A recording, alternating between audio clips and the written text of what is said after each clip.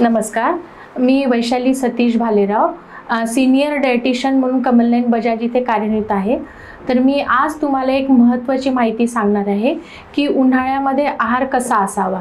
तर आपण याविषयी थोडक्यात बोलूयात की जसं तुम्ही असं म्हणतात की उन्हाळ्यात आहार कसा असावा, तर तो आपल्याला थंडावा देणारा किंवा हलका असा आहार असावा नेहमी, की जेणेकरून आपण साधारणतः दिवसामध्ये 8 ते 10 ग्लास जसं पाण्याचा समावेश करा।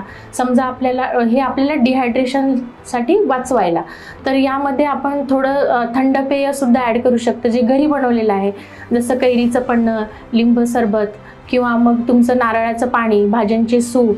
म्हणजे आपण शीतपेयाला एक चांगलं ऑप्शन आहे हे घरगुती, आणि चांगले न्यूट्रिशन सुद्धा आपल्याला मिळतात। साधारणतः इलेक्ट्रोलाइट्स, आपल्याला एनर्जीची गरज खूप जास्ती असते उन्हाळ्यामध्ये की डिहायड्रेशन होतं, मग अशा वेळेस आपल्याला पाणी जास्त पिण्याचा सल्ला दिला जातो। मग यावेळेस आपण रोजच्या जेवणामध्ये आपण ताजं ताक समाविष्ट करू शकतो।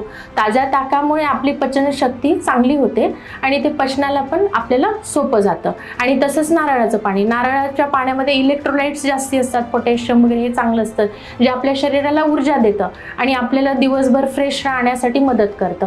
आणि शिवाय मग त्याशिवाय आपण आहार हा नेहमी हलका आणि चांगला ठेवावा, न्यूट्रिशियस असावा, आणि त्याच्यामध्ये आपण तळलेले तेलकट पदार्थ जे आहे यांचा वापर कमी करायचा। मैदा, साबुदाणा हे पचनाला जड असतात किंवा उन्हाळ्यामध्ये ह्या सगळ्या गोष्टींचा आपल्याला त्रास होऊ शकतो।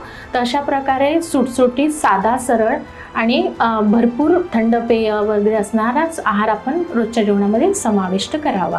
या व्यतिरिक्त तुम्हाला अजून काही सल्ला हवा असल्यास तर तुम्ही कमलनयन बजाज हॉस्पिटलच्या आहार तज्ञ विभागाला भेट देऊ शकता, किंवा तुम्ही या इंस्टाग्राम पेजला सुद्धा फॉलो करून त्याच्यावर क्वेरीज अपलोड करू शकता। तुम्हाला नक्कीच आम्ही तुमच्या प्रश्नाची उत्तरे देऊ। शिवाय तुमचे जे काही डिसीज कंडिशन असेल, मधुमेह असेल किंवा तुमचा हृदयाचा काही आजार असेल, गर्भवती महिला असेल किंवा लठ्ठपणा असेल, लहान मुलांच्या विषयी काही समस्या असेल आहाराबद्दल, तर हा आम्ही नक्कीच सोडवण्याचा प्रयत्न करूया। धन्यवाद।